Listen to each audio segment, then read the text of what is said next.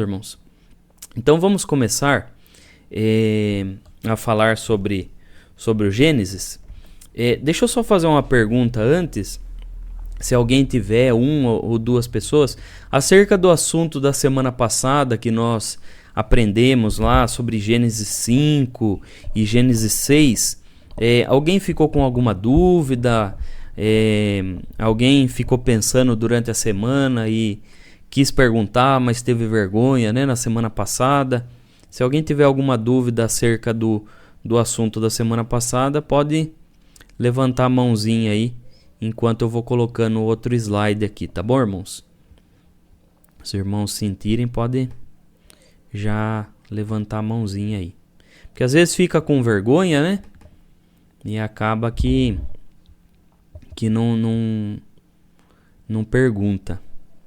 Mas, irmãos, não precisa ficar acanhado, não. Como Deus deu na oração por irmão. Às vezes, a pergunta de um é a pergunta de vários, né? Aqui na salinha.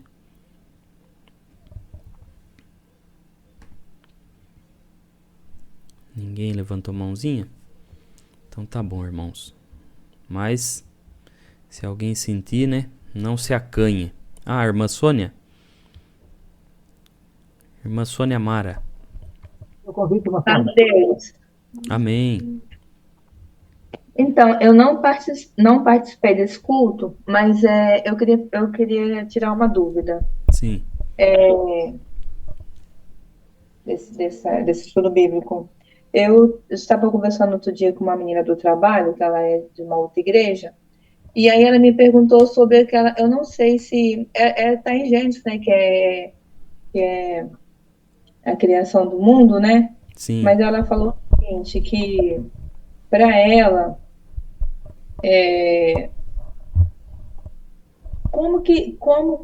quando o Senhor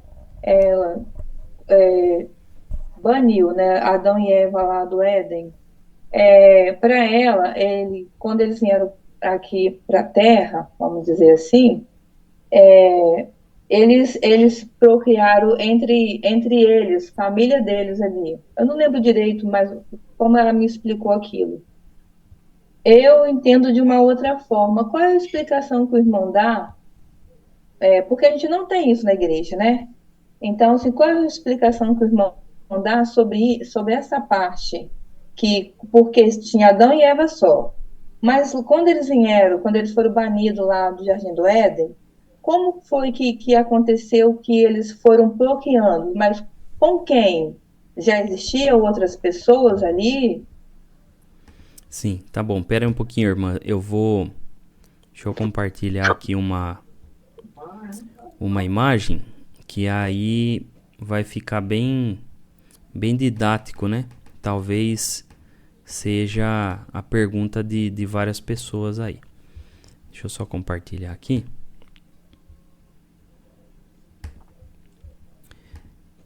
Então, a irmã tá comentando, né? Sobre as primeiras aulas que nós tivemos aqui no encontro bíblico. Nós tivemos acho que foi, se eu não me engano, foi o terceiro encontro bíblico que nós aprendemos a respeito disso, né? Sobre Adão e Eva.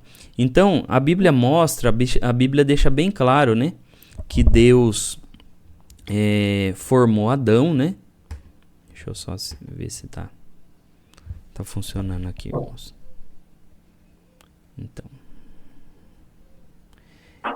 Então Deus formou Adão, né? E deu como esposa Eva.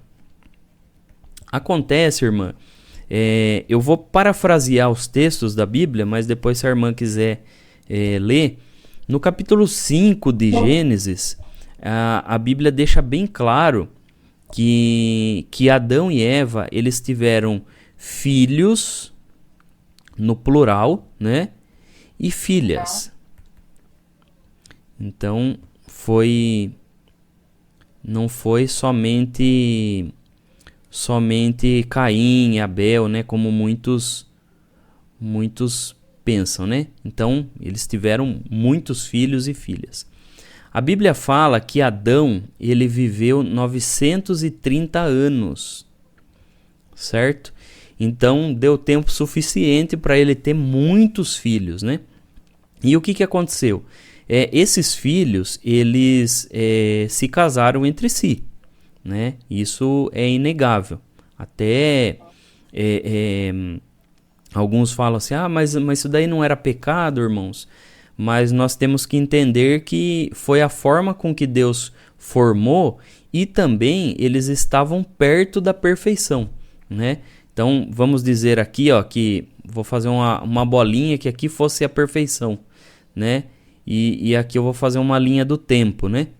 Então Adão e Eva estavam ali pertinho e nós estamos aqui na linha do tempo bem longe da imperfeição. Mas eles não tinham, quando se relacionavam entre parentes, os filhos não nasciam deficientes e tudo mais.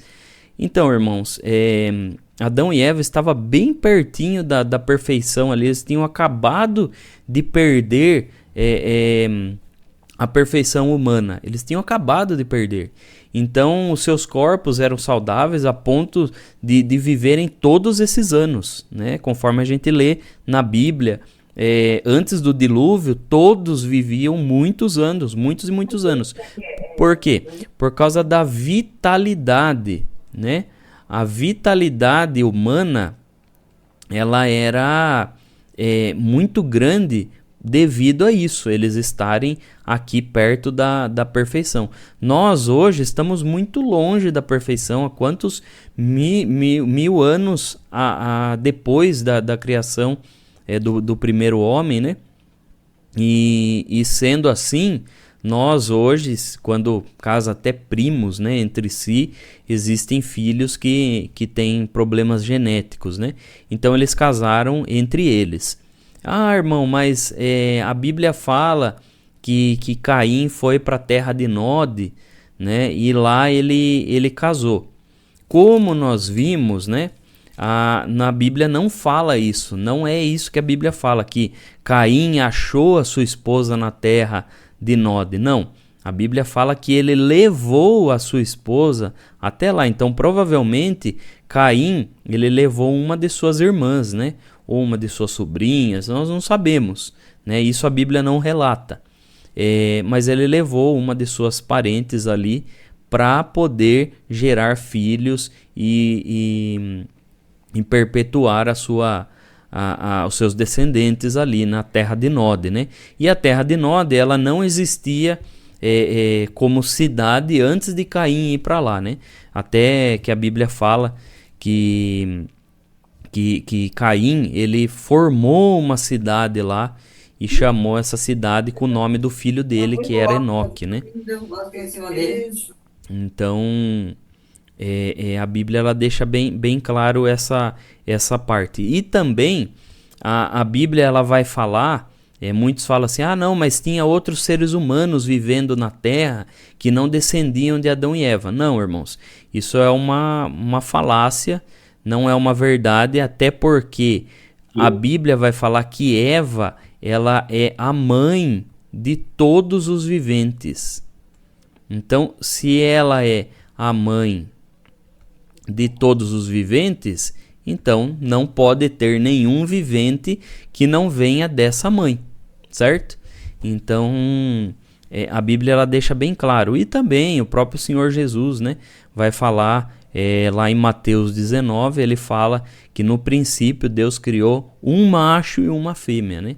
Então ele corrobora, o Senhor Jesus também confirma o relato de Gênesis também. E também lá em Atos, capítulo 17, também vamos ver uma pregação lá, onde Paulo ele vai falar sobre de um único homem o Senhor fez toda a raça humana, né? Então corrobora também isso, que a descendência de Adão e Eva se procriaram entre si, e foi assim que surgiu a raça humana.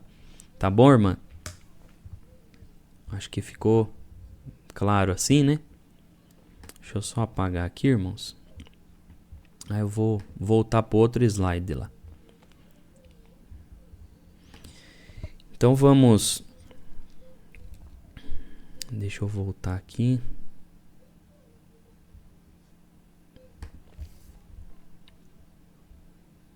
Então, mais alguém tem alguma pergunta?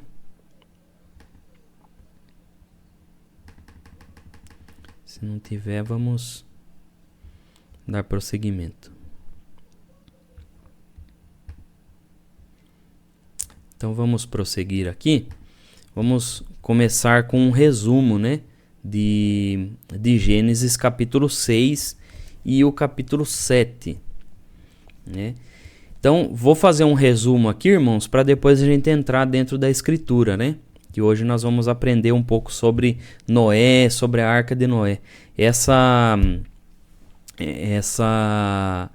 história que muitos, né, acabam até desacreditando, né? Vamos lá, vamos fazer um resumo. Então, nós vemos que Noé e sua família, eles são incumbidos de uma missão, né? A Bíblia deixa claro aí essa missão que Deus deu para Noé, e também que Deus, ele deu o projeto da arca, né? Então Deus não foi só Deus deu a missão para ele, mas deu também o projeto de como deveria fazer essa arca, né? E também Deus promete enviar um dilúvio. Então, a palavra dilúvio, ela significa uma chuva torrencial, né? Uma chuva muito forte. Nós usamos essa palavra no nosso dia a dia, né? E aí, então, Deus escolhe todo o material. Então, Deus queria até o material tinha que ser aquele que Deus escolheu. E Deus deu as instruções para Noé, né? Então Noé, ele vai fazer conforme tudo que foi orientado. Então a Bíblia fala que ele fez tudo certinho do jeito que Deus mandou. E também Noé vai pregar para os seus conterrâneos. Ele vai avisar do dilúvio, né? Depois nós vamos ler o texto aí. E daí então Deus leva os animais até a arca. Nós vamos observar isso, né? E também Deus fecha a porta da arca para o lado de fora. Então não foi Noé que fechou. E então Deus envia o dilúvio. Conforme nós vimos na semana passada, né? Existem duas posições aí a respeito dos filhos de Deus, né? Dos filhos de Deus e as filhas dos homens, né? Acho que quem estava presente aí viu que existem duas posições. Em que os filhos de Deus, nós vimos as referências bíblicas aí, né? Que existe a primeira posição, que esses filhos de Deus eram anjos que deixaram a sua habitação e vieram aqui se corromper na terra, né? E aí então geraram gigantes. E existe a posição em que filhos de Deus era a descendência de Sete, que casaram com a descendência de Caim, e aí tiveram filhos gigantes, né? Ou filhos poderosos, conforme alguns nem acreditam que foram os gigantes. Existem essas duas posições, conforme foi falado na semana passada, né? Nós não vamos fazer intriga por causa disso, né? Cada um fica com aquilo que Deus coloca aí no seu coração. Existe algo que corrobora a primeira posição, né? A respeito de que eram anjos esses filhos de Deus, porque nós vemos lá em Pedro que ele vai falar, né? E também o apóstolo Judas também vai falar, não Judas Iscariote, né? O Judas Tadeu. Ele vai falar também que esses anjos que vieram aqui na terra, eles eram iguais os habitantes de Sodoma e Gomorra, porque eles queriam ter relações antinaturais, né? Que não eram naturais. Então, existe essa posição, mas, né? Nosso intuito aqui não é fazer nenhum tipo de disputa. Se o irmão acredita de outra forma, Louvado seja Deus também, né? São pontos, irmãos, é o que nós aprendemos desde o primeiro encontro bíblico, né? Existem pontos que são salvíficos, né? Pontos salvíficos. O que seriam esses pontos salvíficos? É aquilo que interfere na nossa salvação, né? Existem pontos que interferem na nossa salvação, como deixar de crer em Cristo, não crer no Espírito Santo, não crer em Deus, né? Não crer que o Senhor Jesus veio e nos salvou, que Ele é o nosso Salvador, também não crer numa vida celestial. Todas essas coisas são pontos que fazem parte da nossa salvação, né? Então esses pontos jamais eles devem ser negados, né? Mas existem outros pontos na Escritura que não vão influenciar na nossa salvação. Conforme uma vez um irmão comentando comigo falou assim: se eu acreditar que Adão e Eva teve umbigo, ou eu não acreditar que Adão e Eva teve umbigo, eu vou para o céu de qualquer jeito. E isso é verdade, irmãos. Então são detalhes, né? Será que Adão e Eva tinham umbigo? Será que Deus fez um umbigo em Adão? Né? Coisas assim, são perguntas e coisas que não são tão relevantes para a nossa caminhada cristã, né? Mas nós vimos sobre essa parte aí dos filhos de Deus, que o raciocínio ele fecha, né? O raciocínio bíblico da forma com que Satanás, o diabo, ele tentou de todas as formas atrapalhar a genética da onde viria o Messias, né? Então nós vemos que a artimanha, né, do diabo que foi que ele queria atrapalhar de todos os jeitos com que a raça humana ela fosse corrompida de uma forma que não pudesse vir o Messias prometido lá no Jardim do Éden, né? Como nós aprendemos aí nos primeiros encontros bíblicos, Gênesis 3,15 fala da promessa do Messias, né? E é engraçado, irmãos, que Jesus falou que antes da sua volta, os dias aqui no mundo seriam iguais aos dias de Noé, né? Jesus ele deixa bem claro isso, né? Em que ele fala que antes da volta dele seriam como os dias de Noé. E aí então é importante nós aprendermos como que eram os dias de Noé, e nós vimos aqui uma intensa maldade que existia nos dias de Noé. E além disso, irmãos, nós vimos na semana passada que tudo foi corrompido, né? A raça humana estava corrompida e somente Noé e sua família foi encontrado reto aos olhos de Deus, ou seja, sem ser corrompido com as coisas do mundo da época de Noé. E hoje, irmãos, da mesma forma, nós vemos, né, como que o mundo está corrompido. E da mesma forma que lá, né, seres angelicais, né, que viraram demônios, eles interferiam junto com os homens, da mesma forma hoje, irmãos. As aberrações que querem fazer, né, querem brincar de Deus, querendo clonar seres humanos, querendo mexer na genética humana, mexer na genética dos animais, né, fazer seres híbridos, esse tipo de coisa, irmãos, é coisa que eles estão mexendo com a natureza humana, né?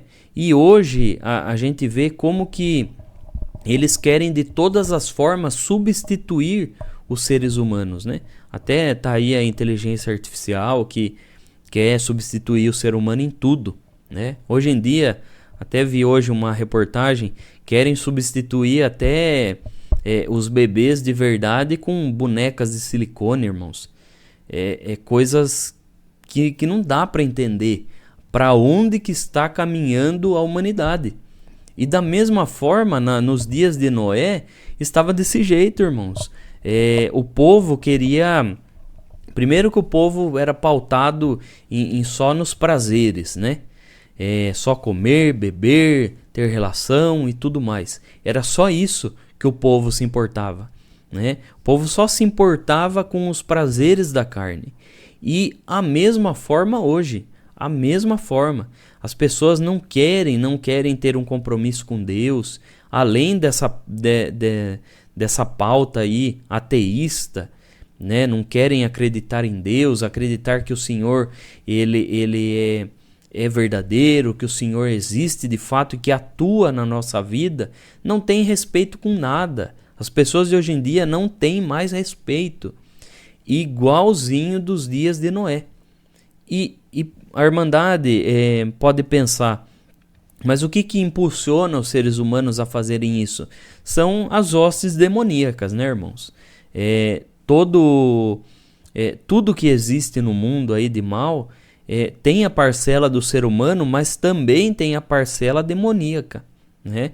Então os demônios, eles estão aqui para fazer isso, né? Para poder corromper a criação de Deus.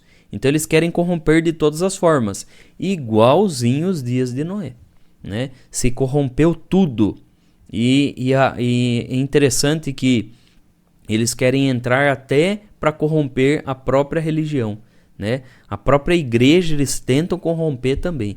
Tentam corromper a fé, tentam corromper a doutrina, tentam corromper tudo. Por quê? Porque igual fizeram nos dias de Noé. Quando nós vimos na semana passada, né, que Deus fala bem assim para Noé, que no versículo capítulo 6, no versículo 12, né? E viu Deus a terra, e eis que estava corrompida, porque toda a carne havia corrompido o seu caminho sobre a terra. Ou seja, é isso que os demônios querem, irmãos. Eles querem corromper tudo, eles querem corromper toda a humanidade. E corrompendo toda a humanidade é aquela coisa, eles não vão ter salvação, então eles não querem que ninguém entrem para o lugar da onde eles foram expulsos. Então é algo que nós temos que vigiar, irmãos, vigiar muito acerca desses assuntos aí. Então vamos para o próximo slide aqui. Irmãos, certamente alguém já viu essa imagem aí em algum livrinho, até se tiver alguma irmã aqui, as irmãs, né, se tiver alguma irmã aqui que faz parte do EBI, né, que é do Espaço Bíblico Infantil da igreja, se a irmã já fez algum tipo assim de atividade para as crianças, uma embarcação dessa forma aí, com esses animaizinhos felizes, irmã, no amor de Jesus Cristo, não faça mais isso, né? Se os irmãos conhecem alguém que dá isso para os seus filhos, um desenho assim, evite, irmãos, evite, porque não é a realidade. E é por causa disso, né? Por causa dessa imagem aí que nós temos do dilúvio, de achar que o dilúvio é só uma historinha bonitinha, igual o Chapeuzinho Vermelho, né? Acaba que muitas pessoas não acreditam que o dilúvio ocorreu de fato, né? E as pessoas acham que é apenas uma história para criança dormir, né? Devido a essas imagens que tem, né? Ah, mas irmão, mas isso daí é para criança. Sim, tudo bem, é para criança, mas a Bíblia fala que nós temos desde pequeno ensinar o que é o correto para as nossas crianças, né? E devido a isso, muitas pessoas aprenderam que a arca foi dessa forma, né? Acaba não acreditando. Aí vai para a escola, vai para a faculdade e acaba recebendo tanta informação, né, sobre geologia, geografia, sobre a história antiga e acaba não acreditando mais no dilúvio, porque eles têm na mente essa imagem aí, né? Ou essa imagem aqui, ó. A próxima imagem aí, uma embarcação assim, toda desconexa. Isso não tem sentido, não está na descrição bíblica, né? Esse tipo de embarcação não foi dessa forma, né? E é isso que nós vamos ver hoje. Nós vamos ver como que foi a a descrição da arca e como que a arca ela foi construída. Então, nós vamos começar aqui. Eu coloquei esse slide aqui, irmãos, que aí nós vamos começar a ler aí os versículos. Então, vamos começar lá em Gênesis capítulo 6, no verso 13, 14 e o 15. Então, eu vou ler aí, depois, se tiver alguns irmãos que puderem colaborar nessa parte aí, de fazer a leitura dos versículos, aí seria muito bom os irmãos se voluntariar, podem levantar a mãozinha, daí conforme eu for precisando, eu vou chamando os irmãos, tá bom? Então eu vou ler aqui, ó. Então disse Deus a Noé: o fim de toda a carne é vindo perante a minha face, porque a terra está cheia de violência, e eis que o desfarei com a terra. Faze para ti uma arca de madeira de gofer, farás compartimento na arca, e a betumarás por dentro e por fora com betume. E desta maneira farás de 300 côvados o comprimento da arca, e de 50 côvados a sua largura, e 30 côvados a sua altura. Então, vamos parar aí um pouquinho para a gente ver sobre isso. Irmãos, a Bíblia vai falar sobre essa madeira. É uma madeira de gofer, né? Que madeira é essa? Essa madeira gofer, irmãos, é uma antiga árvore que hoje ela é conhecida como cipreste, né? Então, essa árvore, ela parece mais ou menos um pinheiro, né? Mas ela é bem alta assim. Ela parece um pinheiro. Eu até selecionei uma imagem aqui, irmãos, mas eu acho que eu não coloquei no computador. Ela parece um pinheiro. Depois, se os irmãos quiserem procurar, né, dá um Google lá e veja, né? Cipreste é uma... Deixa eu até marcar aqui, que daí fica mais fácil para os irmãos, né? Se alguém quiser anotar. Então, a madeira de gofer,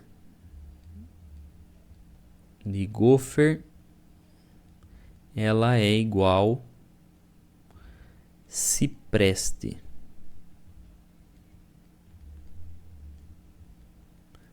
Cipreste. Se alguém quiser anotar e depois procurar, né? Essa é a madeira, né? Então, cipreste. Essa madeira, irmãos, foi escolhida especialmente pelo Senhor. Mas por quê? Porque essa madeira, ela tem uma particularidade, irmãos. Ela não é qualquer madeira. Essa madeira, ela foi...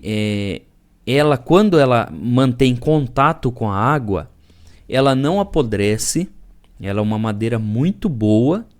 Ela não apodrece e, pelo contrário, ela, além dela ser impermeável, quando ela mantém contato com a água, ela solta como se fosse uma cera, né? E que ela se torna mais resistente ainda. Mais resistente. Até alguns países aí que usam o cipreste para fazer móveis, então eles cortam as ripas de madeira e eles mantêm elas em barris, né, em tonéis, com água, para poder ela ficar mais resistente ainda, né, e eles poderem fazer os móveis resistentes aí. Então essa madeira de cipreste, ela é uma madeira específica, uma madeira que o Senhor escolheu para isso, para que ele pudesse fazer a arca de uma forma que ela ficasse resistente, né, irmãos? Então não era qualquer madeira aí.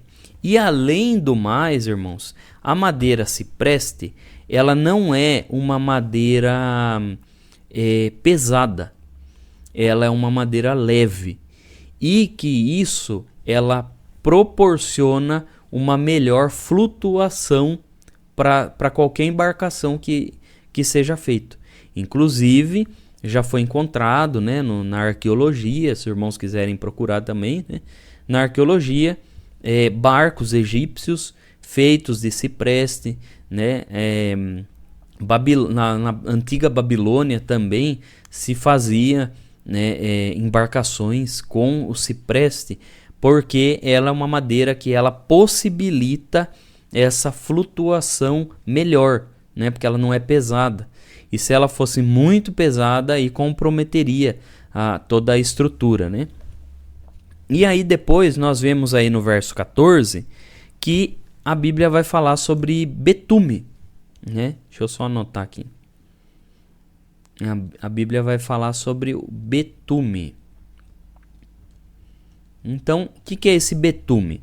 Irmãos, esse betume é como se fosse ela pode significar, essa palavra pode significar duas coisas, né? Ou ela pode ser o piche, né? Que o piche é aquele mesmo piche que é encontrado no asfalto, né? E o piche ele pode ser feito com a queima de materiais orgânicos, né?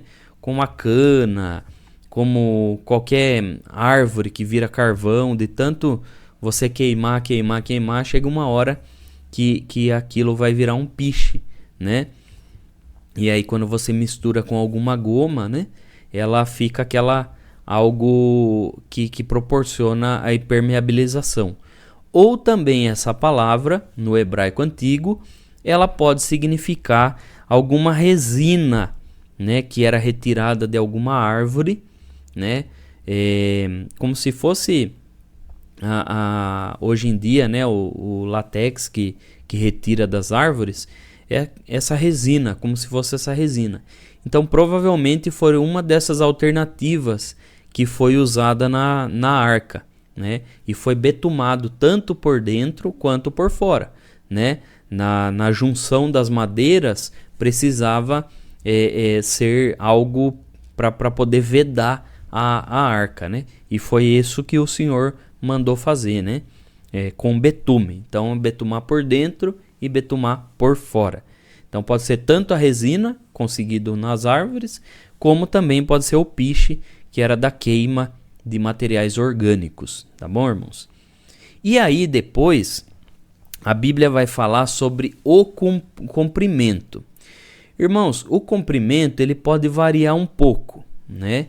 Ele vai poder variar tanto de 133,5 metros até 137 metros, certo? Por que isso?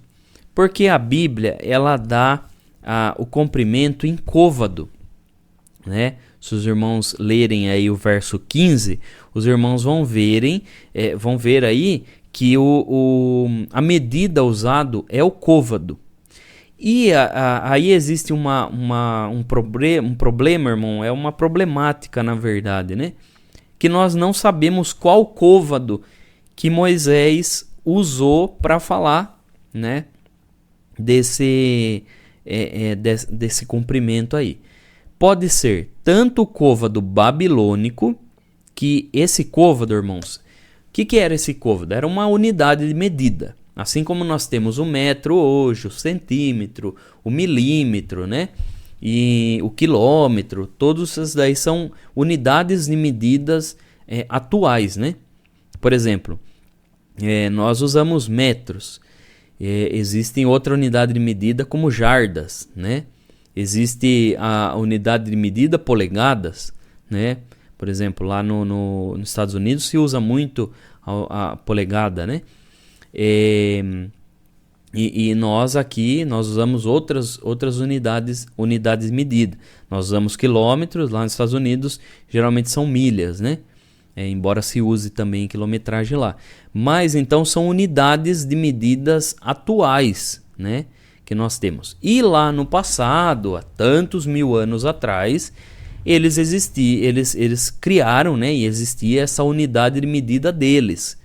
Então a unidade de medida babilônica, ela era de 50 centímetros e 50,3 centímetros. Então era quase 50 centímetros e meio. Mas por que isso? Irmãos, a forma de medir o côvado, cada povo ele criou uma unidade de medida. Então, a unidade côvado, ela vai desde o dedão, esse dedo aqui, né, até a ponta do cotovelo. E isso se chamava côvado. Então era esse comprimento aqui. E aí por isso que existia essa variação, porque cada etnia, cada povo tinha lá suas características físicas. Então, o côvado babilônico, ele possuía lá a média de 50,3 centímetros. O côvado egípcio mais recente tem 52,5 centímetros. Mas o côvado egípcio antigo, ele tem 44,7 centímetros. E aí nós vamos ter o côvado hebreu. O côvado hebreu que mais recente na história foi de 51 centímetros, 8. E o côvado antigo, o côvado hebreu antigo, era de 44,5 centímetros. Pode ser que provavelmente Moisés usou o côvado hebreu antigo, né? Mas também pode ser que foi usado o outro tipo de medida, 50 centímetros, 45 centímetros, 46 centímetros. Não tem como nós batermos o martelo e falar, não, foi isso. Não vamos fazer isso. Então, por isso que existe essa diferença. Então, o comprimento da arca, né? A arca era assim, irmãos. Era desse jeito. Nada daquele desenho lá de colorir para as crianças, né? Não é daquele jeito, não. Era um caixote. Era um caixotão retangular. E a Bíblia fala que eram 300 côvados de comprimento, que vai equivaler aí até 133 metros e meio até 137 metros. Né? Depois eu vou fazer as equivalências para os irmãos verem como que era gigantesca. Né? E de largura ela tinha 50 côvados. Então ela pode ir de 22 metros, 25 centímetros até 25 metros. Até 25 metros, né? Aí na altura ela era de 30 côvados, que pode ir de 13 metros, 35 centímetros até de 15 metros, certo? Então fica nessa faixa aí de medida. Agora vamos fazer uma equivalência para os irmãos entenderem como que foi feito, né? Deixa eu ir para o próximo slide aqui. Ó, tá aqui, deixa eu apagar aqui, irmãos. Eu coloquei aqui para os irmãos terem uma noção, né, de como que foi a formação da arca. Então a arca não era algo pequeno, né? Então tá aqui 133 até 137, né, de comprimento, depois 23 metros e depois 14 metros, mais ou menos essa imagem aí, né? Vamos ir para o outro slide aqui. Irmãos, aqui tem a correspondência. Então vamos lá. Um avião, irmãos, ele ficaria mais ou menos até quase a metade aí da arca. Então, para os irmãos entenderem como que era a arca aí, né? Um ônibus, olha o jeito que ele ficaria aqui, irmãos. Acho que os irmãos estão vendo aí onde o mouse tá pegando, né? Olha o tamanho do ônibus e o tamanho da arca. Olha o tamanho do elefante, irmãos, correspondendo aí com o tamanho gigante da arca. né? E aqui o tamanho do homem. Olha o homem bem pequenininho aqui, um homem mediano aí, com a proporção da arca. Aqui temos um barco, né? Uma lancha aí, para os irmãos terem uma noção de como que era. Vamos ficar nesse slide aqui que eu vou fazer umas anotações. Aqui, irmãos. Vamos fazer uma equivalência. Então, de comprimento, irmãos. De comprimento, aqui, ela equivale a um campo e meio campo de futebol.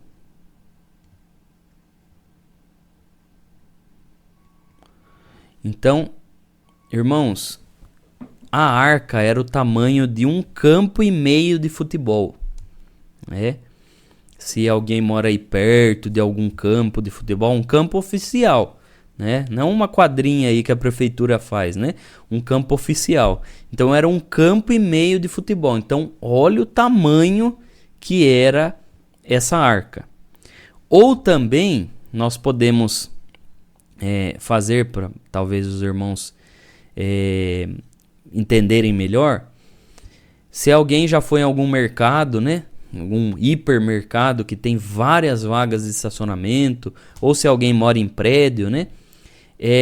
O tamanho do comprimento da arca, ele equivale a 55 vagas de estacionamento. 55 vagas de estacionamento, irmãos. Então, imagine os irmãos entrarem no estacionamento do supermercado e contarem 55 vagas, né, enfileiradas ali, o tamanho que tinha a arca. Ou então, são 33, né, 33 carros, sabe aqueles, não o sedã, né, mas aquele carro hatch, né? Então, vamos pegar aí um Palio, um Fox, né? Um HB20 aí. Então, daria 33, não, irmãos, perdoa aqui, ó. 35. Eu fiz a anotação e escrevi errado.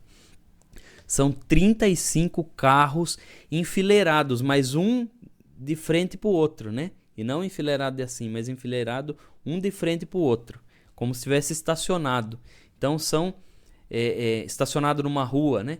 Então, no dia que os irmãos verem assim, um estacionado na frente do outro, os irmãos contam 35 carros, é o tamanho da arca, o comprimento da arca, né? Vamos para a largura. A largura, irmãos, então, que é essa medida aqui, então equivale a 6 carros enfileirados, ou 2 ônibus, de viagem, né? Um ônibus aí de 40, 42 lugares. Então eram 2 ônibus, um do lado do outro, assim, era o comprimento, a largura da arca. E a altura, irmãos? A altura corresponde a um prédio de 4 andares. Um prédio de 4 andares. Então, dia que os irmãos estiverem vendo algum apartamento, né? Uma torre de apartamento, os irmãos contam até o 4º andar, era a altura da arca, né? E como que a arca foi feita, né? De que forma que ela, outras particularidades. Vamos voltar para o texto lá, irmãos? Vamos voltar para o texto. Então, vamos abrir aí em Gênesis 6, no verso 16 e 17. Alguém pode ler para nós aí, irmãos? Tem algum voluntário aí? Quem pode ler para nós? Irmão Antonival? Pode ler para nós, irmão? É o 16 e o 17. fará na arca uma janela, e de um côvado a acabará em cima, e a porta da arca porá a seu lado. Falei as andares abaixo, segundo e terceiro, porque eis que eu trago um dilúvio de água sobre a terra, para desfazer toda a carne em que há espírito de vida. Abaixo do céu, tudo o que há na terra espirrará. Isso. Deus abençoe, irmão. Amém. Olha para os irmãos verem a forma com que foi feito a arca, né? Eu vou ir pro próximo slide para os irmãos verem. Então, como que foi feito a arca? Então, a arca, irmãos, Deus mandou ter janelas, né? E aí alguém acha que a janelinha era uma janelinha pequenininha ali, né? Era um caixotão, mas era uma janelinha pequenininha que Noé abriu lá para soltar a pomba e o corvo lá, né? Não. A Bíblia ela deixa claro a medida, né, que vai ter. Então, essa janela, essa parte de cima aqui, ela tinha um côvado, irmãos. Então, 40 e 45 centímetros de altura, né, que tinha, conforme nós lemos aqui, né. E ela seguia todo o comprimento da arca. Por quê? Para proporcionar a passagem de ar e também proporcionar depois a passagem do sol, né, de luz solar. Que daí nós vamos aprender aí como que foi o dilúvio, né, como que sucedeu. Então, tinha que existir isso, sem o qual não, né, ninguém iria sobreviver ali, né? E também ali fala assim que a porta seria lateral. Então podemos dizer aí que Noé colocou a porta aí na lateral, né? Então não era para colocar na frente aqui a porta, mas era na lateral, que era uma porta grande, né? Podemos entender que era uma portinha, né? Era uma porta grande para passar os animais aí, né?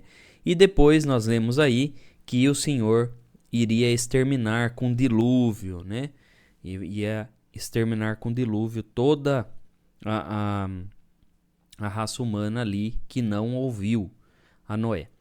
É interessante, irmãos, que quando nós estudamos história, arqueologia, todas as culturas, irmãos, todas, até, é interessante isso, até a cultura indígena aqui do Brasil, existe uma história semelhante. É lógico que não é tintim por tintim com o que está na Bíblia, né?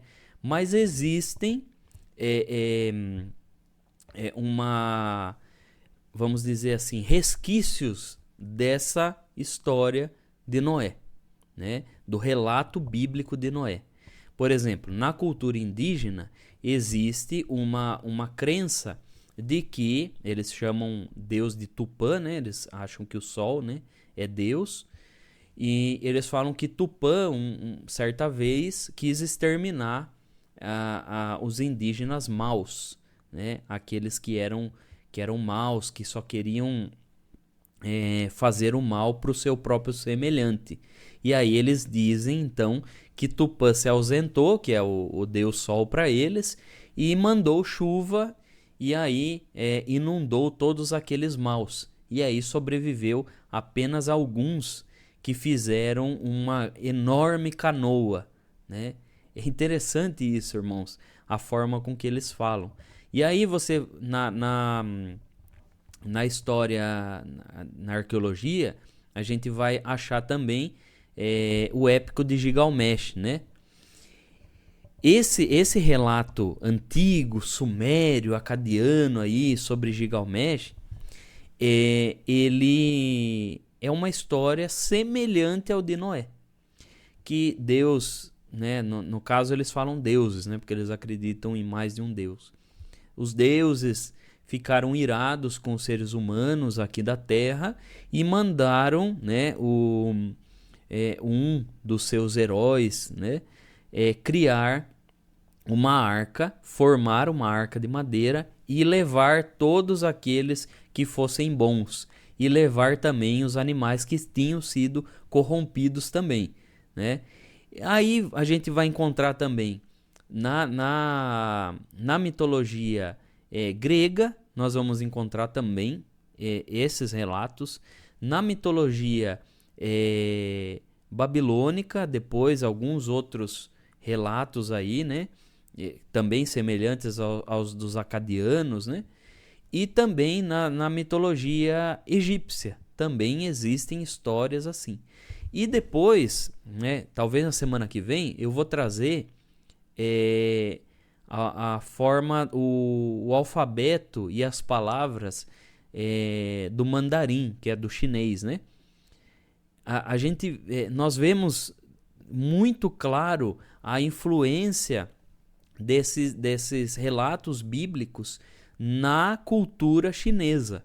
Inclusive, as palavras no mandarim, as palavras chinesas, elas têm elementos muito interessantes do próprio dilúvio, né? Até na cultura chinesa nós vamos ter isso, né? Até na cultura indiana, irmãos. Até na cultura indiana existem elementos que eles vão falar sobre, sim, uma grande inundação no mundo onde poucas pessoas foram salvas, né?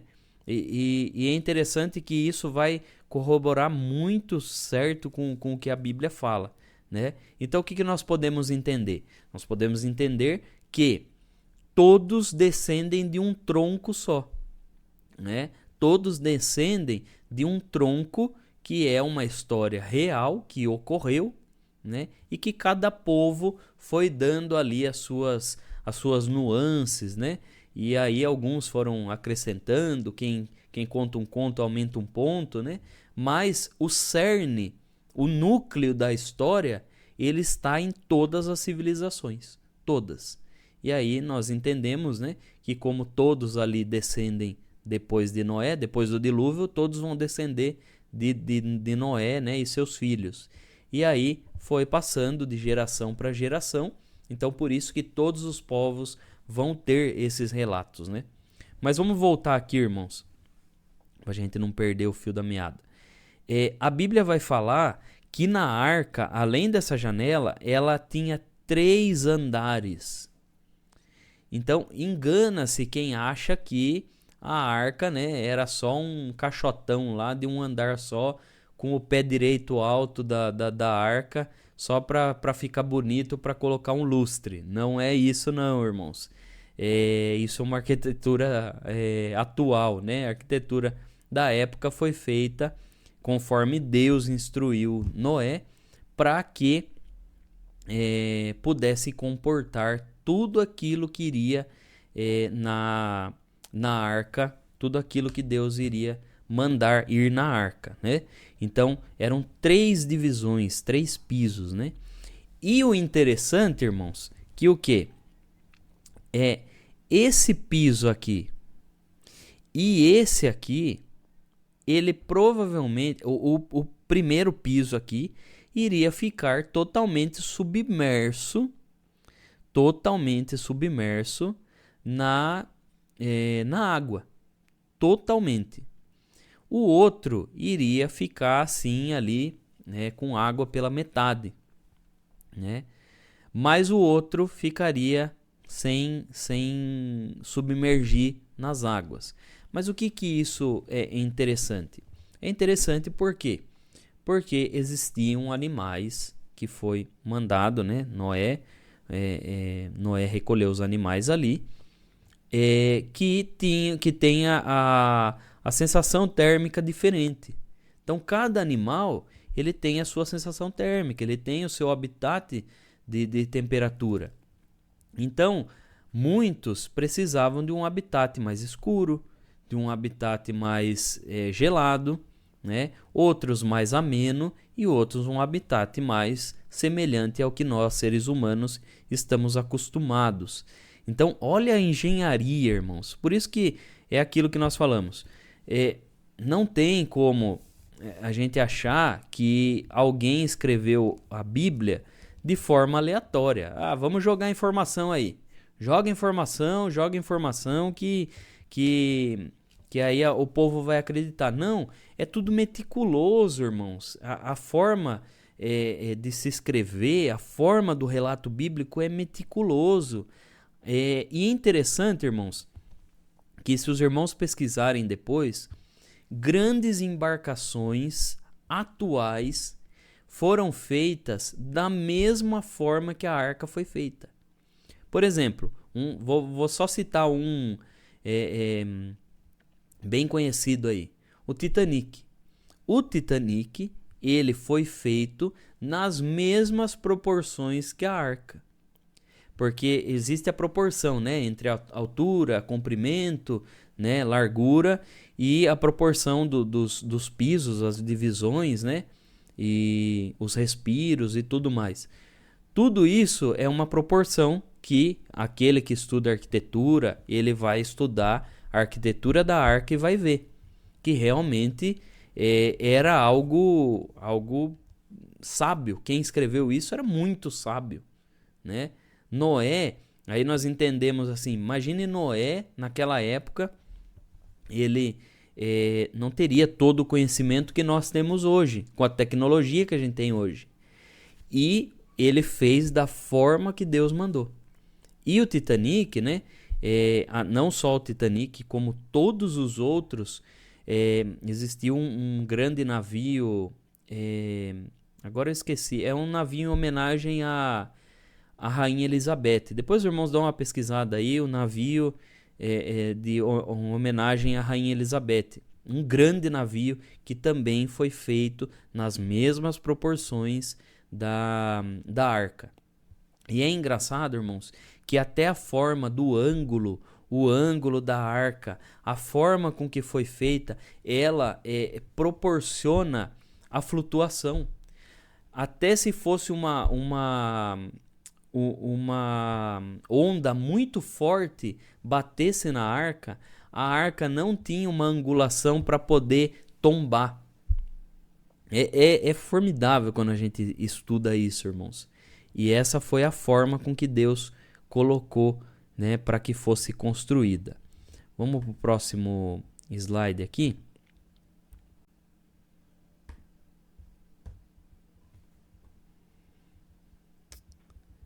Deixa eu ver se consigo aumentar aqui, irmãos. Não sei se está dando para ver, irmãos, mas aqui nós temos... Opa! Aqui nós temos, irmãos, a forma que era a arca lá dentro, né?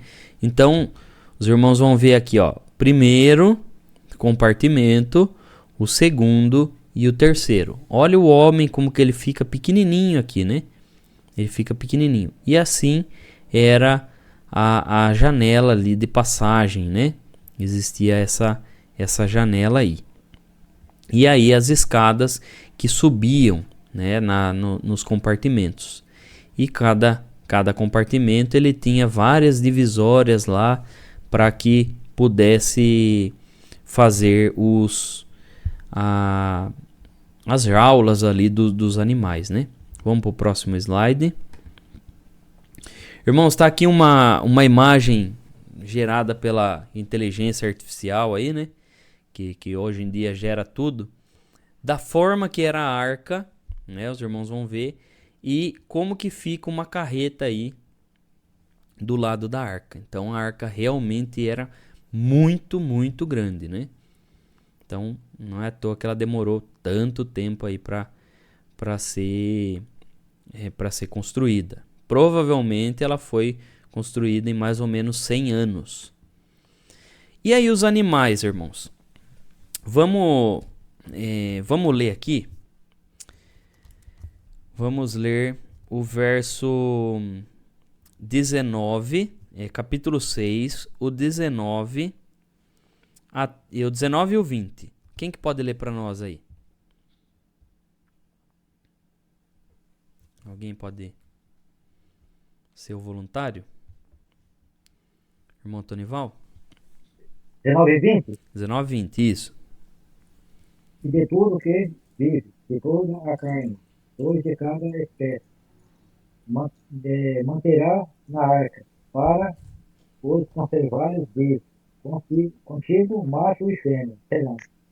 Deus age das aves conforme a sua espécie, e dos animais conforme a sua espécie, de todo o réptil da terra, conforme a sua espécie. 2 de cada espécie virão a ti, para os conservar em vida. Isso, Deus abençoe, irmão. Então nós vemos que os animais eles foram colocados dentro da arca, né? Então Deus fala assim que Noé, deveria colocar dentro da arca, né, os animais e um macho e uma fêmea de cada espécie. E aí é interessante no verso 20 que fala como Noé não ia sair atrás dos animais, laçando eles e tudo mais, né? No verso 20 nós vimos aí que 2 de cada espécie virão a ti para o conservares em vida. Então os próprios animais eles foram até Noé. Ah, irmão, mas isso é uma fantasia. Irmãos, para quem acredita em Deus e na Bíblia, isso seria o de menos, né? Se nós acreditamos que Cristo fez tantos milagres e nós acreditamos que Cristo ressuscitou, o que seria para ele mexer ali no instinto dos animais e fazer com que os animais fossem até a Noé para que ele colocasse na arca. E Deus também, ele sabia quais eram os animais próprios para ir, quais eram os animais com a genética boa, né? Quais eram os animais saudáveis. Então Deus ele sabia isso. E o nosso Deus, quando está na frente, né, tudo ele pode fazer. Mas como que os animais ficaram lá dentro da arca? Irmãos, uma curiosidade é que aquele tamanho todo da arca, quantos animais eles caberia na arca? Então aquela proporção lá, ela provavelmente, irmãos, vou até anotar aqui, provavelmente com aquela proporção ela caberia 18 mil animais do tamanho de uma ovelha. Animais do tamanho de uma ovelha. Irmãos, mas nós sabemos que muitos animais são menores do que uma ovelha, né? Muitos mesmo são menores que uma ovelha. Então, caberia 18 mil animais do tamanho de uma ovelha. Mas aí os irmãos pegam ali um ratinho. Quantos ratos, né, não caberia mais até dar o tamanho de uma ovelha? Então, era muito grande mesmo. Ah, irmão, mas tem muita espécie de animal. Mas o que nós entendemos é que Noé levou a espécie original. A espécie original. Por exemplo, irmãos, temos o cachorro hoje. Mas quantas espécies existem de cachorros, né? Só que nem todas as espécies existiam há 300 anos atrás, né? Haja visto 1000 anos atrás. Não existia essa quantidade. Existia o pug, existia o poodle, existia... Não, irmãos, são animais recentes de cruzamentos, né, genéticos. E então, mas o cachorro, ele existe dentro de uma espécie original, né? Então, essa espécie original foi a que foi para a arca. E aí, conforme depois que saíram, foram reproduzindo e reproduzindo, até que nós temos uma mutação aí genética e nós temos essa grande variedade aí de raças de cachorro. Assim também outros animais também, né? Nós temos lá quantas espécies aí de galinha, né? Raças de galinha e tantos outros animais aí. Então, Noé levou uma espécie original, né? Ali, uma espécie que iria dar origem a outras ramificações da espécie. Eu coloquei esse slide aqui, irmãos, explicando o processo de hibernação, né? Para quem não sabe, o processo de hibernação é um sono profundo que os animais entram em hibernação, né? Muitas vezes por meses e meses. E aí, quando eles estão em hibernação, o metabolismo é alterado, eles têm uma diminuição do batimento cardíaco, né? E com isso, eles conseguem sobreviver a condições severas. E aí, quando eles estão em hibernação, eles não se alimentam, eles também não defecam, e o desenvolvimento deles também é lento. E isso é um processo natural dos animais, né? Tem também um outro processo chamado de torpor, né? Onde eles também têm, os animais têm um sono profundo. Por exemplo, nós temos um animal aqui na nossa fauna, o beija-flor, por exemplo. O beija-flor, quando ele está em situações de extremo frio, ele entra nesse processo de torpor, né? Que ele fica lá numa árvore, lá no cume da árvore lá, bem escondidinho, ele fica lá dormindo por vários e vários dias. Ele fica lá. E aí ele não precisa comer, né? Ele fica lá só esperando passar o frio, né? Então existe isso é biológico, né? Dos seres, os animais, né? Então, provavelmente, ao que nós podemos inferir, que Deus possibilitou que os animais dentro da arca, eles entrassem nesse processo, né? Num processo de hibernação, que já é um processo natural dos animais, né? E para que eles pudessem passar o tempo ali na arca. E também temos ali, a arca não era um ambiente claro durante o processo do dilúvio, né? Nós lemos na Bíblia aí que choveu 40 dias, né, e 40 noites no período do dilúvio. Então eram períodos escuros que estavam ali, e isso proporcionava também um ambiente propício para uma hibernação dos animais ali. E aí também, se eles comem menos ou nem comem, também eles não vão... Noé não teria problema, Noé e sua família não teria tanto problema com o esterco de animais ali, né? Então, deixa eu apagar aqui e a gente ir pro próximo capítulo, né? Vamos lá, capítulo 7, no verso 4. Quem que pode ler para nós? Tem alguém aí?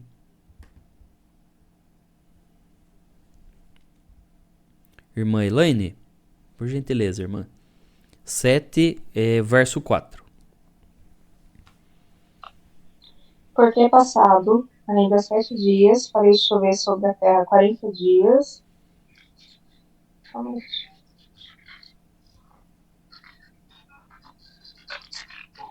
40 dias e 40 noites, e desafiarei de sobre a face da terra toda a substância que fiz.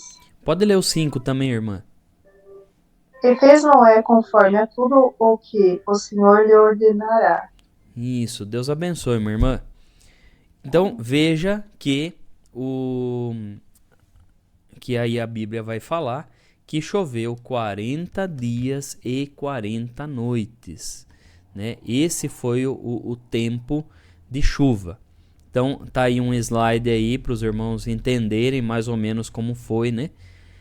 A arca ficou ali totalmente à deriva nesse monte de água aí, né? 40 dias e 40 noites choveu a arca passou esse período aí de muita chuva. Mas, irmãos, alguém pode pensar assim: mas meu Deus do céu, né? Como que aconteceu, né? Essa chuva, nós vamos ver depois nos outros versículos, que não foi só chuva do céu, né? Só vou adiantar aí para os irmãos, depois que a gente for ler aqui, os irmãos vão ver que a Bíblia fala que não é só chuva do céu, não caiu só água do céu, né? Teve outro tipo de água. Eu vou passar o slide aí para os irmãos terem uma noção de como foi. Tá aqui outra imagem também, né? Tanto de água aí.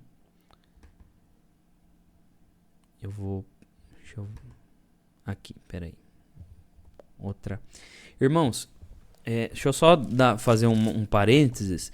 Muitas pessoas acham que o dilúvio ele foi um mito, né? Que não aconteceu e tudo mais. Só que quando a gente vê todos esses sedimentos aqui, essa mistura, né? Inclusive, se tiver algum geólogo aí entre nós, vai saber explicar melhor. Esses sedimentos que são encontrados, né, formações rochosas, né, a parte fóssil que nós temos no nosso planeta, ela foi formada de uma forma que aí os cientistas vão falar, não, tudo bem, pode ter existido uma grande inundação, né? Mas eles acham que existiu há milhões e milhões de anos, né? Se existiu há milhões e milhões de anos, como que Noé iria saber disso, né? Ou como Moisés, para registrar, iria saber disso. Mas quando nós vemos esses sedimentos, essa mistura, uma mistura de vários elementos, né? Os próprios geólogos falam que tudo isso aqui provavelmente foi formado de uma forma repentina, de uma forma onde vários elementos do solo foram misturados, como se você mistura no liquidificador, né? E depois foi decantando, cada material foi encontrando, né, ali um espaço sedimentar e foi se fossilizando dessa forma. Então nós vemos muitas provas de que houve sim uma grande inundação. E além também de quando nós pegamos os fósseis, por exemplo, existem mamutes congelados dentro de um lago. E isso daí não existiria, porque o lago, irmãos, se alguém aqui é biólogo, alguém aqui está presente é biólogo, né? Ou se for pesquisar, um lago ele não congela.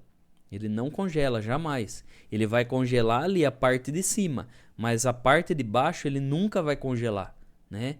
E só que existem mamutes congelados ali embaixo no lago. Isso é uma prova de que houve um dilúvio, sim, e de que esses animais aí, eles sofreram numa enchente e uma água muito gelada ou granizo que caíram ali numa parte, congelaram e eles então depois foram encontrados aí nesse lago em condições de congelamento, né? Então tudo isso, quando a gente pega assim as pesquisas históricas, arqueológicas, a gente vê que tem sentido sim. Então, os irmãos não precisam ficar acanhados, achar que eu vou acreditar no dilúvio, é uma besteira. Não, isso é geologicamente provado que houve uma grande inundação. É lógico que os cientistas não vão dar o crédito para a Bíblia, né? Mas houve sim uma catástrofe mundial, onde todos os fósseis eles podem provar isso. Por exemplo, irmãos, lá nos Estados Unidos existe um lugar que se chama Vale do Dinossauro. Aqui no Brasil tem também, Se eu não me engano, é no Nordeste, né? E tem, na Argentina temos também vales onde nós encontramos muito ossos de dinossauro, mas dinossauros, e não só dinossauros, mas vários animais de hoje em dia, como hipopótamos, tartaruga, aqui no Brasil bicho preguiça, tudo junto e tudo empilhado. Quando os geólogos eles vão lá, né, os arqueólogos e tudo mais, eles vão cavar, eles encontram tudo amontoado, né? Como que se fosse uma enchente mesmo, que levou todo mundo e destroçando tudo. E aí encontra misturado, animal misturado com madeira e misturado com resto de árvore e tudo mais. E aí, quando nós vemos isso só poderia ser explicado com uma grande inundação, né? Animais sendo arrastados e ficando no montão ali de fóssil, né? Não poderia ser algo como um morreu aqui, depois outro morreu ali. Tem que ser algo como se fosse uma tsunami mesmo, né? Vou colocar essa outra imagem aqui, irmãos. Eu não sei, ficou pequeno, né? Mas acho que dá para os irmãos verem. Essa imagem aqui, ela mostra bem certo como que aconteceu o dilúvio. O dilúvio não foi só água do céu. Vamos ler aqui. Olha, capítulo 7. Eu vou ler aqui o capítulo 7 do 17 em diante. Olha o que diz. E esteve o dilúvio 40 dias sobre a terra, e cresceram as águas, e levantaram a arca, e ela se elevou sobre a terra, e prevaleceram as águas, e cresceram grandemente sobre a terra, e a arca andava sobre as águas. E as águas prevaleceram excessivamente sobre a terra, e todos os altos montes que havia debaixo de todo o céu foram cobertos. 15 côvados acima prevaleceram as águas, e os montes foram cobertos, e expirou toda a carne que se movia sobre a terra, tanto de ave como de gado e de feras, e de todo réptil que se roja sobre a terra, e todo homem, tudo que tinha fôlego de espírito de vida em seus narizes, tudo que havia no seco morreu. Assim foi desfeita toda a substância que havia sobre a face da terra, desde o homem até o animal, até o réptil, até a ave dos céus, e foram extintos da terra. E ficou somente Noé e os que com ele estavam na arca, e prevaleceram as águas sobre a terra 150 dias. Né? Quando nós vemos aí, irmãos, que todas a água ela foi prevalecendo, a água foi crescendo, ou seja, foi subindo a água. Mas aí, além dessa descrição, nós temos outra descrição no capítulo 8, no versículo 2. Olha o que diz aí. Tudo bem que o capítulo 8 nós vamos estudar semana que vem, né? Mas só para adiantar para os irmãos. Capítulo 8, verso 2, diz assim: quando acabou, né, o dilúvio, olha o que narra aqui. Cerraram-se também as fontes do abismo e as janelas dos céus, e a chuva dos céus deteve-se. Ou seja, olha o que a Bíblia fala, as fontes do abismo, ou seja, saía água por debaixo da terra. Os irmãos já ouviram dizer sobre geysers, né? Existem os geysers, que são essas águas, essas fontes de água assim, que saem, que explodem, né? Da terra. Então, toda a água que estava debaixo da terra, e aí nós podemos entender, na semana que vem nós vamos entender um pouquinho mais sobre as placas tectônicas, né? Então, quando as placas tectônicas elas se moveram, né, e se romperam ali entre elas, criando ali aquele abismo, né, aquele buraco no meio entre as placas da terra, saía a água né? E com essa movimentação das placas, haviam ali maremotos também. E aí, com tudo isso, a água vinha para a superfície.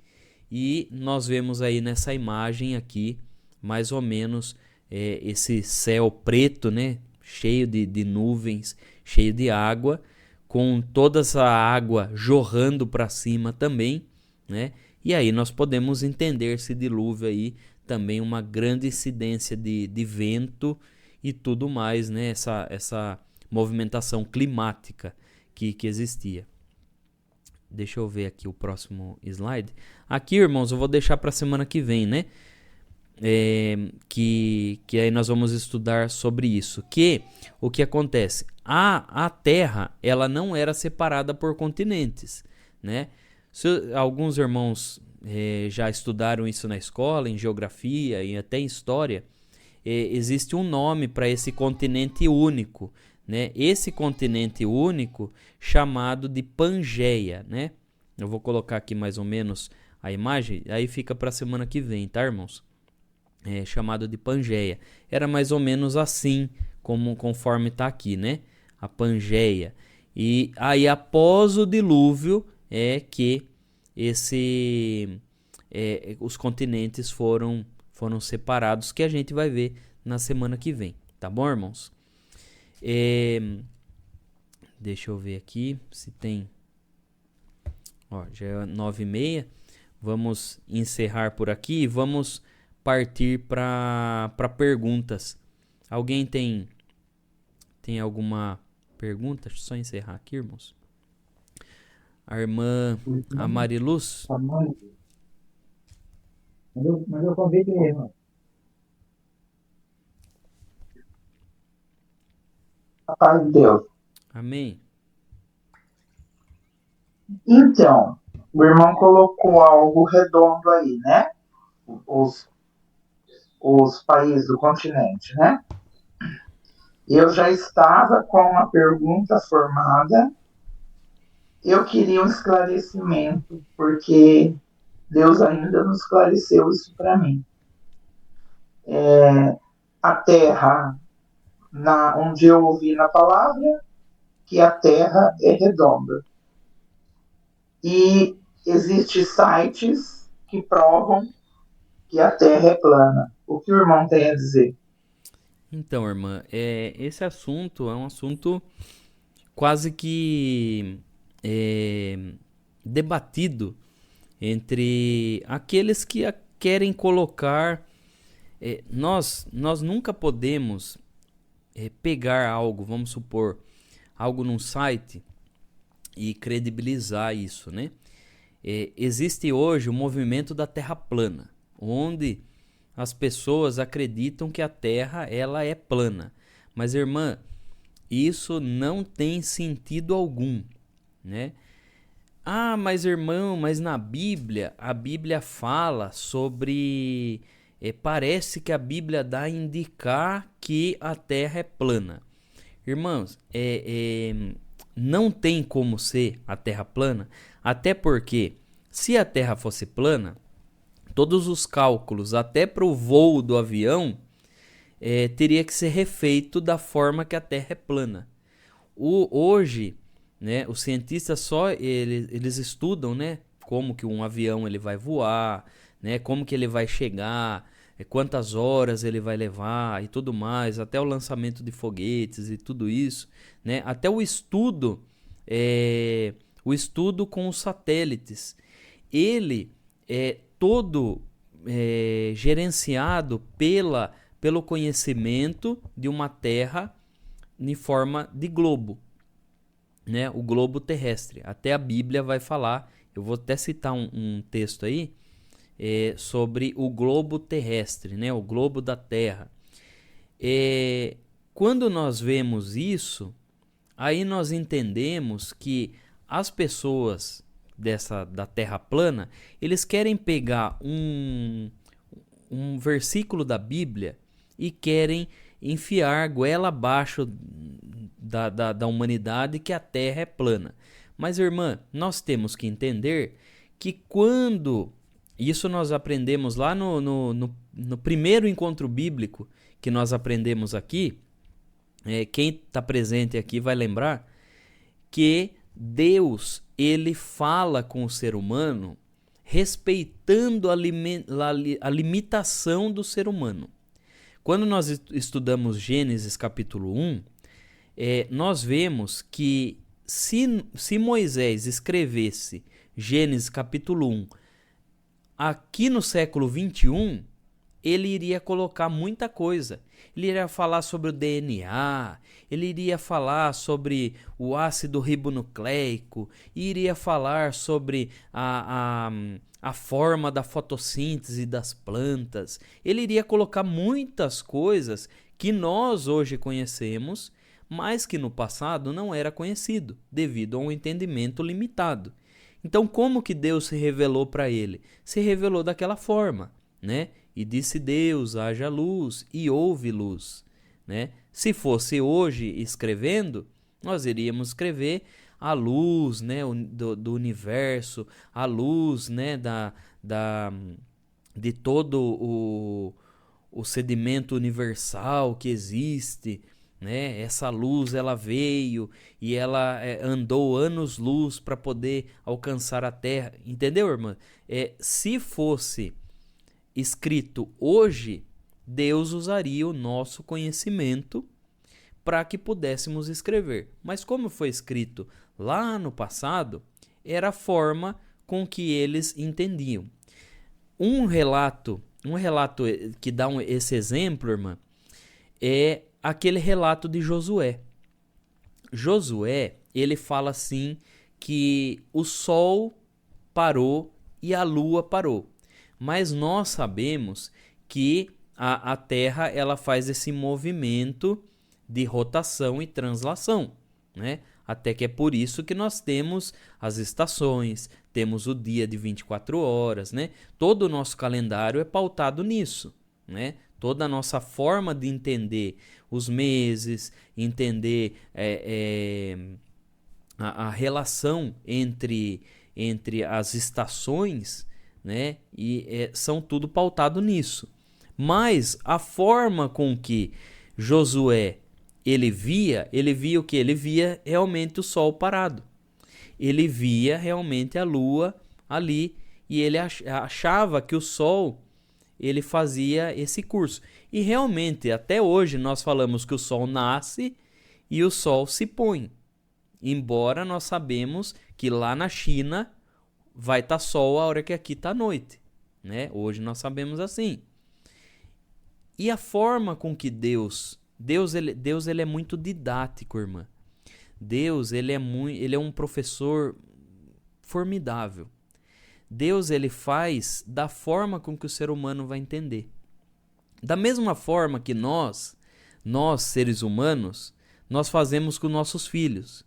Quando chega o seu filho, né, seu neto, seu sobrinho, chega e pergunta, da onde vêm os bebês? Nós damos uma resposta para eles, né?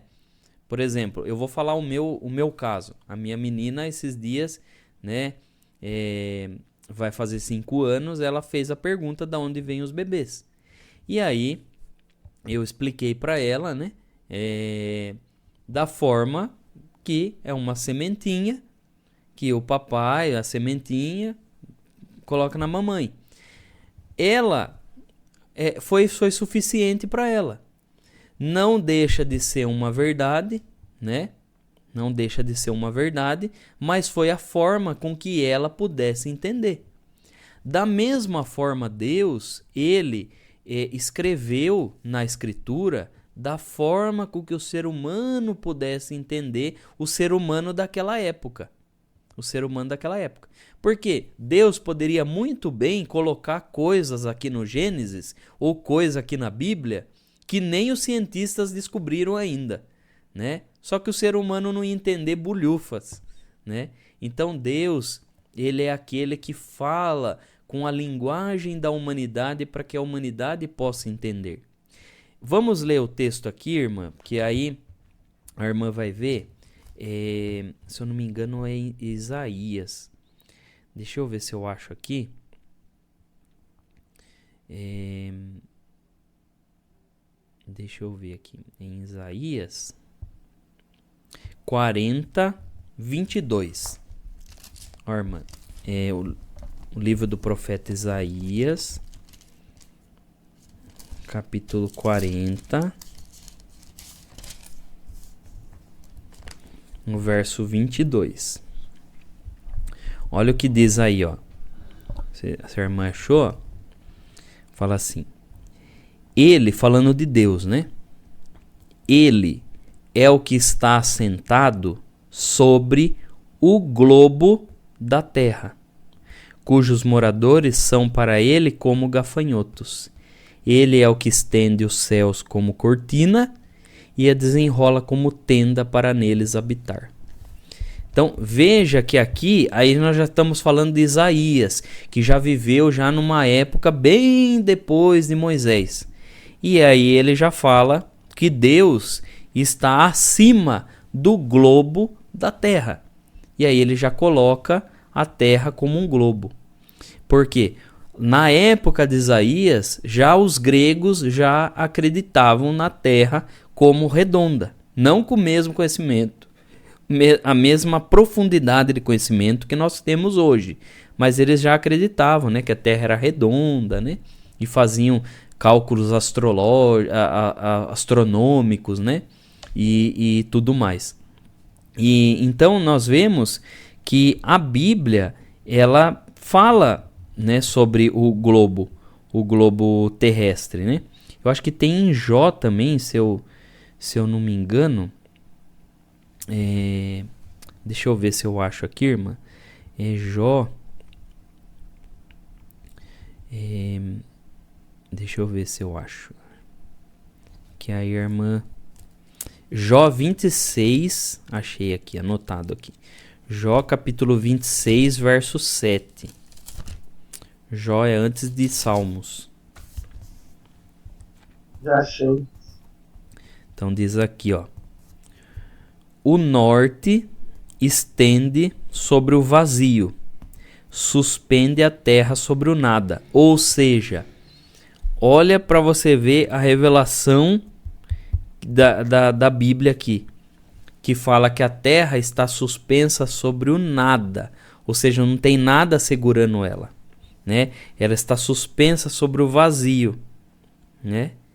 Então, é um conhecimento bíblico que mostra o que muitos hoje querem falar que não, que a terra tem muitas rochas e tal e tudo mais, e ela ela está em cima dessas rochas. E se a irmã for ver, depois se a irmã quiser dar uma pesquisada, tem um americano que ele era militante com esse negócio de terra plana. Ele era militante mesmo. Ia até nas igrejas, ia por aí falando que a terra era plana e plana e plana. Aí pagaram uma passagem para ele ir até o polo, né? O polo da terra. E lá, né, na Antártida, tem o sol da meia-noite. Ou seja, chega meia-noite e o sol está lá ainda. Isso só se explica com a terra redonda. Só se explica porque o sol chega num ponto em que ele fica lá e à noite vira dia lá, por causa desse movimento da terra e do sol. E aí quando ele foi para lá, pagaram a passagem para ele, ele ficou lá, ele viu com os próprios olhos e aí ele voltou descrente dessa teoria dele da terra plana, né? Depois tem até vídeos aí, ele falando da decepção dele aí com a forma. Então, na verdade, irmã, quando nós pesquisamos, a gente vê que nada mais é do que apenas um vento de doutrina que está passando aí, mas que logo já vai mostrar que não passa de uma falácia, né? Acho que ficou claro, né, irmã? Deus abençoe, tá? Amém. Tirou minha dúvida. Amém, minha irmã. Deus abençoe. Amém. Mais alguém tem alguma pergunta? Daí a gente já vai para a aplicação pessoal.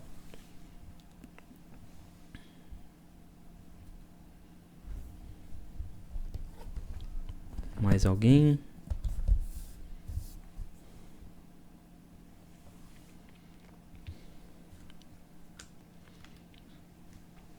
Tem ninguém?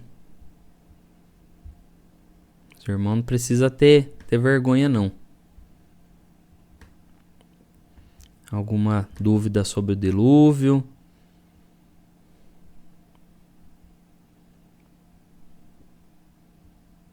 Acho que não tem ninguém, né? Então, irmãos, vamos passar para a aplicação pessoal, então. Irmãos, esse relato do dilúvio, ele nos ensina muita coisa, irmãos. Muita coisa mesmo. Né? Quando nós aplicamos, principalmente na vida espiritual. Irmãos, Noé, ele era um homem, como nós vimos na semana passada, diferente daqueles que viviam junto com ele. Da mesma forma, nós temos que ser diferentes do mundo que nos rodeia. O mundo que nos rodeia, irmãos, está todo corrompido. O mundo, ele está procurando coisas que não edificam, coisas que não fazem bem para a própria alma. E o mundo está corrompido, como nós vemos. Mas Noé, ele foi diferente da sua geração. Noé, ele não seguiu aquilo que a maioria estava seguindo. Da mesma forma, nós, irmãos, temos que copiar o exemplo de Noé. Nós temos que copiar ele no sentido de não sermos iguais. Ah, mas eu quero ser igual ao mundo na minha vestimenta. Eu quero ser igual ao mundo no meu linguajar. Ah, mas está todo mundo falando, está todo mundo fazendo. Não, irmãos, nós não somos do mundo. Nós temos que ser como Noé. Noé, lógico, ele foi zombado quando ele estava construindo a arca. Os irmãos acham que quando ele estava construindo a arca, você acha que as pessoas não falavam que ele era louco? Que ele estava fazendo algo que não era real? Que ele estava crendo numa fantasia? Que ele estava acreditando em algo que não ia acontecer? Da mesma forma hoje, irmãos, quantos de nós temos as pessoas que falam para nós: para que ser crente? Para que seguir esse Jesus Cristo? Ele já morreu há tantos anos atrás. Porque não acreditam que Cristo ressuscitou. Não acreditam que Cristo é vivo na nossa vida. Não acreditam em tantas coisas que hoje nós desfrutamos dentro da graça do Filho de Deus. Irmãos, e é interessante como que tudo se repete. Tudo se repete. Da mesma forma com que lá no passado eles corromperam tudo, hoje em dia eles tentam corromper tudo também. Irmãos, os irmãos estão vendo como que as coisas, até as coisas de Deus, as pessoas tentam corromper. Irmãos, quem nasceu e se criou dentro da igreja pode se lembrar da forma com que era tratada uma profecia. Era tratada de forma tão santa. Era tratado com uma forma tão reverente, uma profecia ou um dom de línguas. Os dons de Deus eram tratados de visão, de revelação, eram tratados com reverência. E hoje as pessoas o mundo está corrompendo até isso. Aí surgem nas mídias, que corrompeu o dom, que nem é dom de Deus, e corrompe, e fala isso e fala aquilo, e as pessoas, irmãos, elas descredibilizam hoje. Mas por quê? Qual que é o intento do adversário? Qual que é o intento demoníaco? É descredibilizar a graça de Jesus Cristo. É descredibilizar o dom verdadeiro. É descredibilizar até mesmo, Santo Deus, descredibilizar até aquilo que o Espírito Santo colocou na sua boca. Por quê? Porque o adversário, ele quer que menos pessoas acreditem naquilo que o Espírito Santo faz dentro da igreja.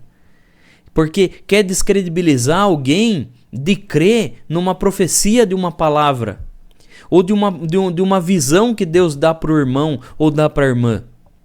Nós estamos vivendo em tempos, irmãos, em tempos igualzinho Noé. E se nós não construirmos a arca, se nós não fizermos tudo conforme Deus nos manda, se nós quisermos acrescentar algo, olha a aplicação que nós podemos fazer na nossa vida, irmãos. Porque, irmãos, se Noé acrescentasse um côvado só, se ele acrescentasse 2, 3 metros na formação da arca, a arca teria ido por água abaixo. Ele teria morrido junto com toda a sua família e todos os animais. Bendito é o Senhor. E da mesma forma irmãos, se nós quisermos acrescentar coisas, querer acrescentar coisas naquilo que Deus manda, se Deus manda a irmã, se Deus manda o irmão falar uma parte, para que acrescentar? Para que querer se aparecer? Bendito Deus! Olha o que Deus está nos trazendo hoje. E tudo isso causa prejuízo para a obra de Deus. Prejuízo para a nossa vida. Quando nós queremos acrescentar muita coisa na nossa rotina também, nós também podemos ir por água abaixo. Quando nós queremos acrescentar muita coisa, muita novidade, no nosso casamento também, vai por água abaixo. Muita novidade, muita coisa nova, muita coisa da nossa cabeça. Isso também causa ruína para nós. Então vamos ficar naquilo que Deus nos orienta, naquilo que Deus nos dá luz, para fazer igual Noé. Noé fez tudo conforme o que Deus tinha mandado. E aí acontece, irmãos, que muitas vezes nós fazemos coisas de nós mesmos, o nosso sentimento ou um outro conselho que veio e falou, não faça desse jeito não, que é mais complicado, faça de outro jeito. Irmãos, vamos entrar um pouquinho na história de Noé. Os irmãos não acham que muitas vezes talvez um dos filhos de Noé não falou assim, pai, eu vou pregar desse jeito, tá bom mesmo assim. Tá bom esse prego desse jeito. E Noé foi lá, não foi assim que Deus me mostrou, não. Vamos pregar direito, prega direito aí. Ah, pai, mas eu vou passar o betume de qualquer jeito aqui. Talvez Sem, Cã, Jafé falando. Não, vou passar assim tá bom, né, pai? E Noé indo lá e falando pro filho, não, passa direito isso aí. Porque isso daí é a nossa vida. Bendito é o Senhor. Então, da mesma forma, irmãos, nós temos que fazer as coisas direito. As coisas de Deus têm que ser direita. As coisas de um cristão têm que ser direito. Bendito é o Senhor. As coisas de um crente têm que ser verdadeiramente certas, da forma que Deus nos ordena. Glória ao nome do Senhor. Irmãos, nós não estamos aqui mais brincando de ser crente. Não podemos estar brincando de ser crentes. O adversário está ao redor. Irmãos, quantos de nós estamos na nossa comum congregação e vemos um parou, o outro não quer mais, as pessoas não querem mais saber das coisas de Deus. Bendito é o Senhor. Existem os fracos que nós temos que ir visitar. Nós temos que fazer igual Noé, vai anunciar. Bendito é o Senhor. Mas não deixa a tua arca parada.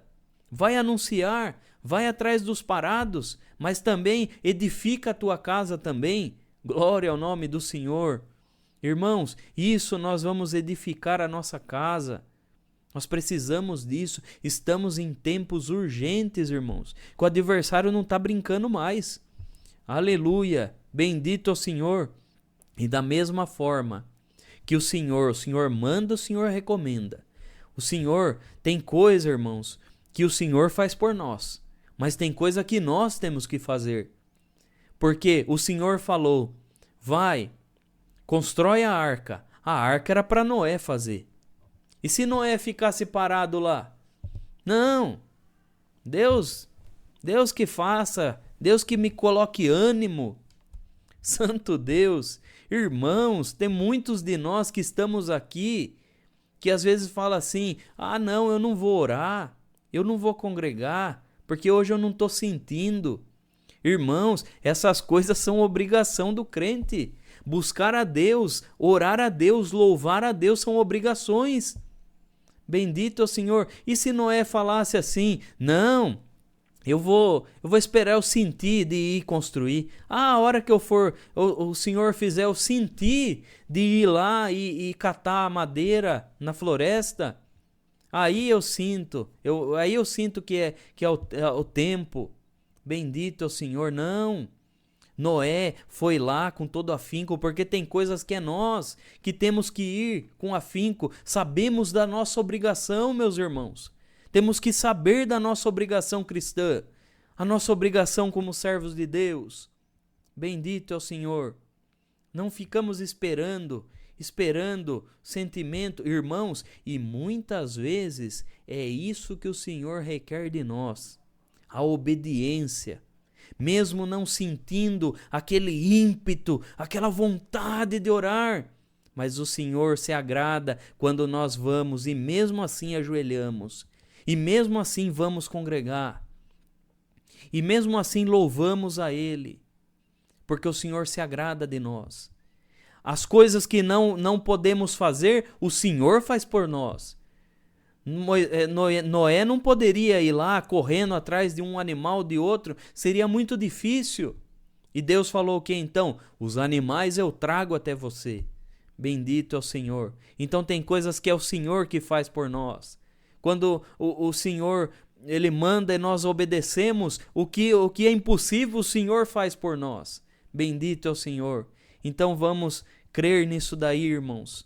Crer que o Senhor nos ajuda, mas também crer que nós temos que fazer a nossa parte. Bendito Deus. E Noé ficou lá, entrou na arca, irmãos. Capítulo 7, no verso 10, a Bíblia vai falar que Noé entrou na arca e ficou 7 dias esperando. 7 dias esperando a chuva vir. Irmãos, como você acha que ficou a mente de Noé? Noé pregou para todo mundo: vai vir um dilúvio, vai vir a chuva. E aí Deus o testou lá. Como que está a sua fé, irmão? Como que está a sua fé, minha irmã? Demora um pouquinho para acontecer algo, você já joga pelas costas? Demora um pouquinho para você ter um resultado? Demora um pouquinho para você ter a alegria desejada e você já chuta tudo? Demora um pouquinho a tua provação, a tua dor, a tua doença e você já fala do Senhor com falta de reverência? Imagine a cabeça de Noé. Imagine as pessoas passando do lado da embarcação. Ô Noé, vai ficar preso aí até quando? Não vai chover coisa nenhuma. E se Noé desistisse? Bendito é o Senhor. E se Noé desistisse e falasse: realmente não vai vir chuva nenhuma, Deus me enganou, tive trabalho com isso, olhar para a mão dele cheia de calo, olhar para os filhos dele, aleluia, olhar para os filhos dele cheio com o lombo todo marcado de carregatória de madeira e falar: realmente Deus nos enganou, e voltasse para trás. Bendito é o Senhor. Como que está a nossa vida, meus irmãos? Como que está a nossa coragem em servir a Deus pela vida e pela morte? Glória ao nome do Senhor. Então, irmãos, nós temos que ser como Noé. Noé esperou pacientemente. Se Deus falou, Ele vai cumprir. Se Deus prometeu, Ele vai fazer. Se Deus mandou, Ele vai recomendar, Ele vai operar a obra. Se Deus mandou eu numa viagem, eu vou em nome do Senhor Jesus. Bendito é o Senhor. Falta isso em nós, irmãos. Falta isso, essa firmeza. Bendito é o Senhor. E isso nós aprendemos com Noé. Santo é o Senhor. E mesmo quando a arca parecia que ia afundar, porque nós vemos que a arca foi levada pela água, Noé manteve a sua força e a sua fé. Nós podemos ver, irmãos, com o balançar da arca, provavelmente muita coisa que Noé organizou e arrumou caiu. Caixas e mais caixas. Bendito Deus, ele organizou de uma forma e aí caiu. Mas aí ele e a família dele, pacientemente, a hora que a arca deu aquela sentada, foi lá e arrumou tudo. Bendito Deus. O que nós aprendemos disso, irmãos? Às vezes na nossa vida, no balançar da nossa arca, acaba caindo as coisas, acaba ficando tudo uma coisa em cima da outra, acaba desalinhando as coisas que nós organizamos. Mas nós temos que esperar, espera vir a calmaria. E aí vai lá, organiza, não chuta tudo. Organiza aqui, organiza ali, arruma com paciência. E aí o Senhor olha lá do céu e fala: bom, este é o meu servo. Bom servo fiel. Assim mesmo, na paciência, eu vou te ajudar. Glória ao nome do Senhor. Então nós temos que fazer isso na nossa vida material e espiritual, irmãos. Ainda que as águas se chacoalhem, bendito é o Senhor, e tudo parece que está, aleluia, tudo parece que caiu. Mas nós temos que ter a confiança de que vai chegar uma hora que a arca vai aprumar. E aí é só esperar as águas baixarem e organizar aquilo que caiu. Bendito é o Senhor. Organiza teu sentimento, irmão. Organiza as coisas que estão na sua mente. Organiza. Bendito Deus. Organiza a tua vida. Organiza tudo aquilo que está fora de lugar. Que o Senhor, bendito é o Senhor vai mandar, aleluia, as águas acalmarem. Glória ao nome do Senhor. Irmãos, Santo Deus, o Senhor é muito bom na nossa vida. E isso, quando nós aprendemos das histórias da Bíblia, é coisa formidável, irmãos. É coisa que nós temos que levar para o nosso coração. Levar, porque nós não sabemos os dias de amanhã. E o Senhor, Ele vai nos ensinando. Vamos copiar Noé, irmãos. Vamos atravessar esse dilúvio. Glória ao nome do Senhor. Irmãos, Deus abençoe, irmãos, a todos que estavam presentes aqui. Nós vamos agora agradecer ao Senhor em santa oração. E aquele que o Senhor der oração, agradece o Senhor por esse encontro bíblico, agradece o Senhor por esse tão santo conteúdo que o Senhor nos deu. Então, debaixo do sangue do concerto eterno,